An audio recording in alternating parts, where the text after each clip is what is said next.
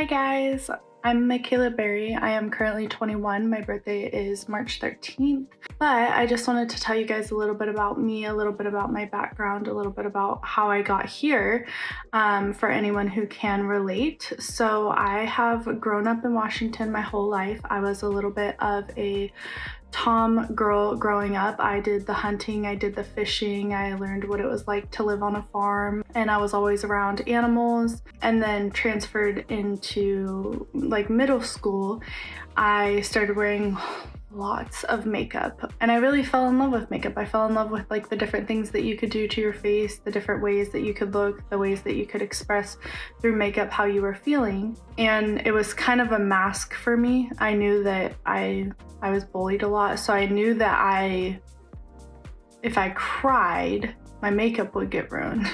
Priorities, right? I didn't want to cry because then my makeup would get ruined, and I spent probably like 2-3 hours on my makeup in the morning. But I did start wearing a lot of makeup, and I did start looking into the makeup industry, and it just kind of felt impossible at the time, and it wasn't really the direction that I wanted to go. I didn't think that you could make a lot of money off of doing people's makeup. So I kind of had given up on it, kind of set it aside, didn't really look into too much else about it. But that's when I got super into skincare. And I really fell in love with skincare, reconstructive skincare, making people feel beautiful in their own skin.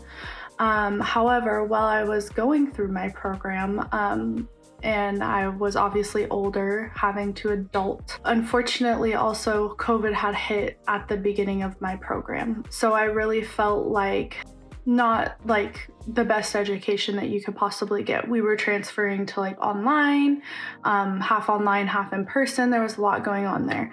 And in the midst of all of that, my own personal life started happening. My brother unfortunately passed away. He was only 21, and it was very hard. I felt like my family was falling apart, my school life was falling apart, and I kind of just went on airplane mode. Got to work your jobs, you got to pay your way through college, you have to go to college. It really didn't feel like that there was a moment in time where I could just like stop and think about me and think about grieving and everything like that. So I just pushed through it as much as I could, and then my job at the time told me that I couldn't go to my brother's funeral and was making it very difficult for me. So I walked away from that because obviously no brainer there. And I finished college, I finished my skincare work, and I started working at a clinic, a med spa, and while I was there, a girl was renting a room there who did permanent cosmetics, and I had learned a little bit about permanent cosmetics in Master Aesthetic School. It is covered and it is gone over, and I actually remember I purchased a machine off of Amazon, like a little kit off of Amazon, to start practicing with, and I was horrible. And I didn't understand why. And I was looking up YouTube videos and I was trying to figure it out. At the same time, I purchased my beautiful little dog back there, Nala. But I didn't want to go back to retail. I really wanted a job that I felt like I could be who I want to be. People not telling me what I can and can't do and what's appropriate to do, especially because I have a large family, and sometimes with large families, as much as you love them, there can be a lot of drama and a lot of personal things come up.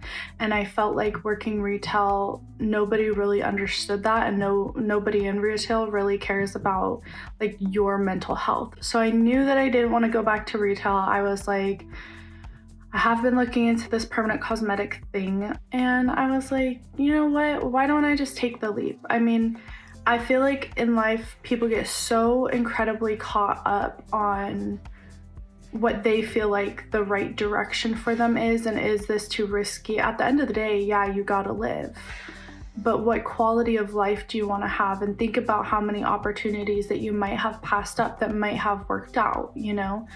My fiance is very big on taking risks, and he's my number one besides my mom.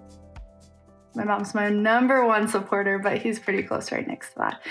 So he told me to find a school that I liked and that we'd figure everything else out. So did my mom. You know, despite what situation you're in, there's plenty of ways to make something work if you want it bad enough, and if you do want it, you'll make it work. You know, my family's a very firm believer in that. So I started looking into all these different types of schools, and I was like, I wonder what school is going to be good for me, especially because my last school that I went to, I kind of felt like my education was a little rocky, and I was scared that I wasn't going to get the education that I needed / wanted in order to actually do this. So I started deep diving into all different types of education programs, looking at reviews, calling the schools, interviewing with the schools, just to learn a little bit more about what each school had to offer. I looked at tons of them down in California where you can go spend like $2,000 and be certified by the end of 2 days. However, that was terrifying. That seems terrifying. And I really wanted to make sure that if I was gonna do this, I was gonna do it well, and that I become a good artist, and that I felt confident in the work that I was doing, and that I understood the work that I was doing and what kind of impact it has on every single part. I'm a very particular person in like the way that I love to learn things, and the way that I only learn things is I need to know pretty much almost everything about that thing. What does it do? What does it do to the skin? What does it do to you? You know, like I need to learn everything about it that I possibly can. That's the only way that my brain will grasp it and help me understand what's happening. That's when I found Vine Studios Academy.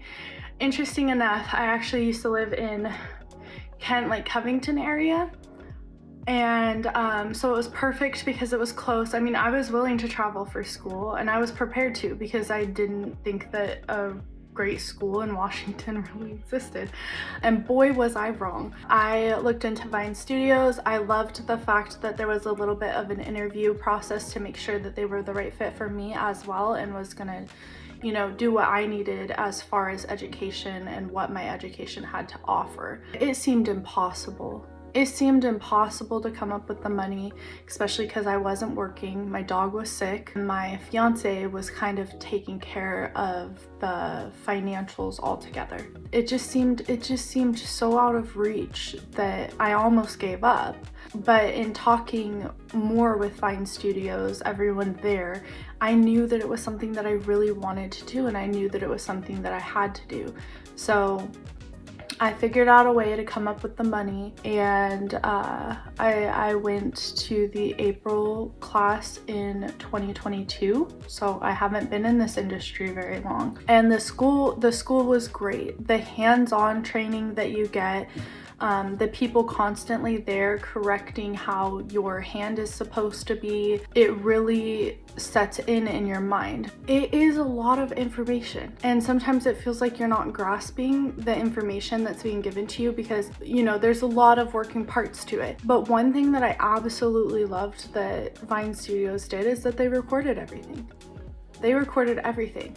So if there was something that I felt like I missed, if there was something that I felt like I needed to look back on later, touch up, learn more about it, just overall, that was something that was absolutely amazing. That all the research that I did into all the different types of schools, nobody offered that. Honestly, like I wouldn't have picked a better school. I couldn't have picked a better school.